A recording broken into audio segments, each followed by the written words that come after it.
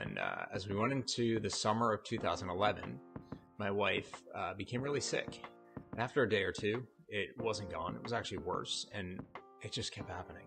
Every day was worse. With every passing day, my wife got thinner and weaker, and her pain got more intense, and her fear was ratcheting up, and so was mine. And it got to a point on June 30th where she was essentially bedridden, and her doctor called to say he was going on vacation for 6 weeks, and he'll check in when he's back. And she was losing 2 pounds a day. She was barely 100 pounds. And I just said, "Doctor, do the math. She's not going to be here at the end of 6 weeks."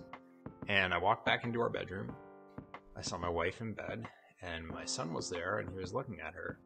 And he turned and looked at me, and when his eyes hit me, it really hit me. That's when everything became clear to me. That's this moment where everything changed. I realized I was horribly failing her as a husband because I was so caught up in the anxiety of what was happening. I really couldn't deal with the emotional side of what was going on, and so I wasn't a supportive husband. I was really dismissive, and that is the last thing she needed. And then I looked at this little boy who's, the most important thing to me in the entire world. And if that little boy was ever going to have a chance at happiness without his mother, it was not going to be with the parent that I was. So I was failing him as well. And lastly, I was failing myself, because the way I was living is not how I wanted to live.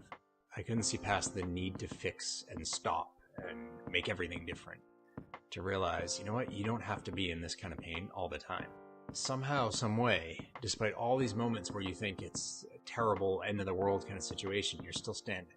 So maybe you're more capable than you think you are. Maybe you're more resilient than you think you are. And if that's true, why can't you bring that to bear more often and live a life that doesn't have to feel so anxious and scared and depressed and beaten down? That's Bryan Falchuk, and I'm Bryan Falchuk.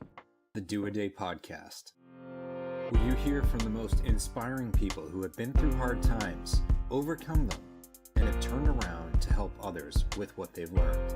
I'm your host, Bryan Falchuk. I know because I've lived it myself. I've written about it in my book, Do a Day, and that's why I'm bringing you this show.